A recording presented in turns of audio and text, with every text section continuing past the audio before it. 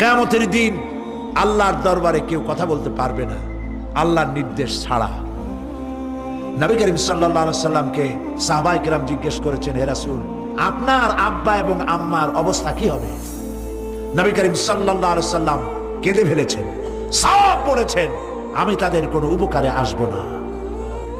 পৃথিবীর সব মানুষ, সাহাবায়ে কেরাম বাদ দেন, পৃথিবীর সমস্ত মানুষ একত্রিত হয়ে আবু তালেব রাসূলুল্লাহকে যে ভালোবেসেছেন, ওর 1000 ভাগের 1 ভাগও সারা দুনিয়ার মানুষ রাসূলুল্লাহকেই ভালোবাসতে পারবে? পারবে? নিজের ছেলে আলীকে, আলী রাদিয়াল্লাহু তাআলা আনহুকে আলাদা বিছানায় শোয়াইয়া, ছোট্ট মানুষ হযরত আলী আলাদা জায়গায় রাখিয়া মুহাম্মদুর রাসূলুল্লাহ সাল্লাল্লাহু আলাইহি সাল্লাম এতিম মানুষ, তারে কলিজার সাথে বুকের মধ্যে আশ্রয় দিয়ে আগলে রেখেছেন বুক ভরে।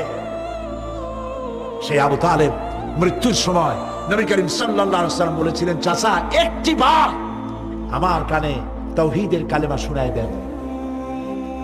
আবু তালেব, তার কিসমতে ছিল না কালেমা।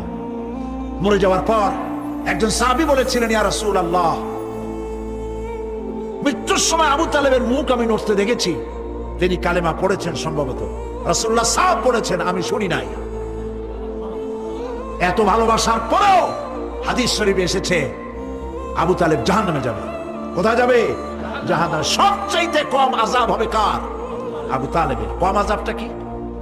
হাদিস শরীফে এসেছে কম আযাব হলো জাহান্নামের আগুন দিয়ে এক জোড়া জুতা তৈরি করে আবু তালেবের পায়ে পরিয়ে দেওয়া হবে। সেই জাহান্নামের আগুনের তৈরি করা জুতার তাপে আবু তালেবের মাথার ঘিলুগুলো টকবক করে বউ পড়তে লাগবে। এত ভালোবেসে যদি কিয়ামতে উপায় না হয়, আপনি ইয়া নবী সালাম আলাইকা, ইয়া রাসূল সালাম আলাইকা আর কতগুলো জিলাপি খাইলেন, বড় একটা মিছিল করলেন।